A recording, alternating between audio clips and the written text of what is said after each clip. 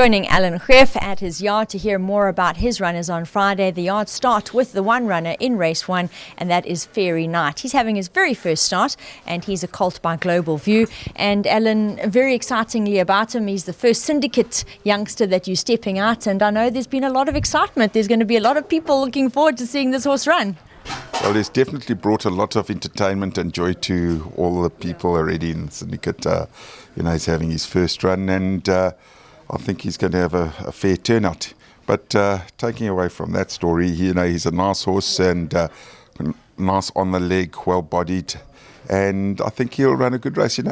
Juveniles, you've got to be just a little bit cautious. He could be green, but if he's not too green, I think he'll be in the firing line.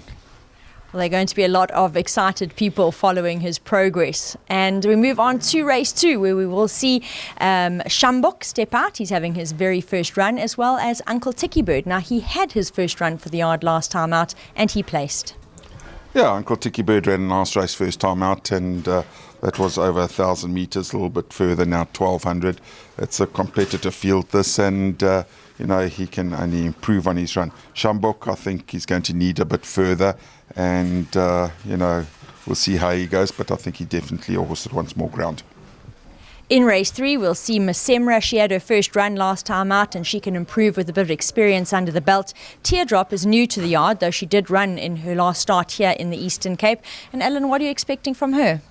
Yeah, well, Masemra, she's still going to need a run, and she wants a little bit more ground. Teardrop, I think she was favourite first time out in the Eastern Cape when she came down with Glenn Kotson, and she's a filly that Glenn told me wants more ground.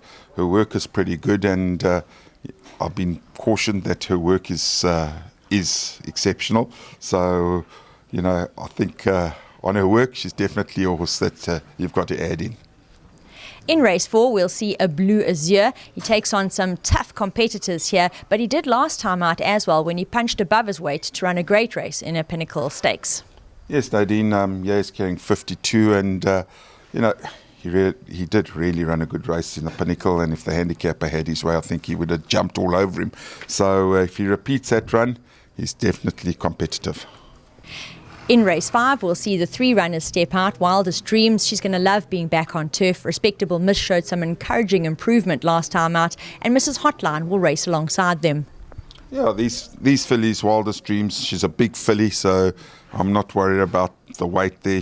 She's one of the bigger horses, never mind fillies that I've got in the yard, so I think she's pretty capable of carrying that weight. Respectable Miss ran a cracking race last time, and is dropping in class all the while, and she's nearly overdue for a win.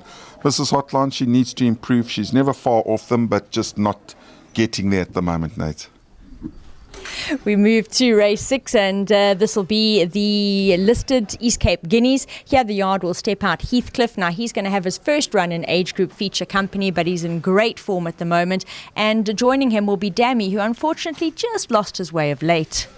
Yeah, Heathcliff is running. Yeah, this is really a tough race, although small field. I think these horses are got to run for luck a little bit, and there's some really competitive horses. I think it's going to be a really enjoyable race despite the field size, Nate. But these horses, their families are very well bred, and we're going to try and get some black top for the female lines in this family. We move on to race 7, the second of our features, and this is for the sprinters. And here we'll see Cliff Top step out, and he is in super form at the moment. Inherit the Rain bounced back with his last a good placing, and they'll be joined by Whatever Next, who's a capable sprinter on his day. Yeah, no, it's Cliff Top always giving off his best, and 1,200 is more his game, and I think he will really revel in this sort of race if all goes well for him. Whatever Next is improving slightly with each run. He has dropped a little bit in the ratings. Maybe a couple more points will do him the world of good. And Inherit the Rain bounced back to a really good run last time. Race 8 will be a busy race to end off for the yard, where they step out the 4 runners: Rumar, Ancestral Prayer, Definitely Maybe, and Lady Mystico. Yeah, no, it's Ramar ran a nice race last time, second in the Fillies Guineas, and that was a mile back down to a 1,400 mile, maybe at the top of his scope, and definitely a competitive runner. We then have Ancestral Prayer, who just didn't have the best of runs last time out, and I think you can put a line through that. She ran a good race time before, and she's always competitive. Definitely maybe needed her run last time, and I think there's some improvement to come there. She is better, and ironically a half-sister to Ancestral Prayer.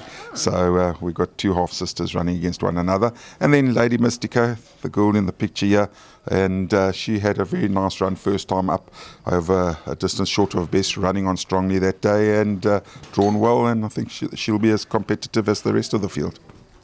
So 4 runners for the yard to round up, and all 4 have the ability to be competitive.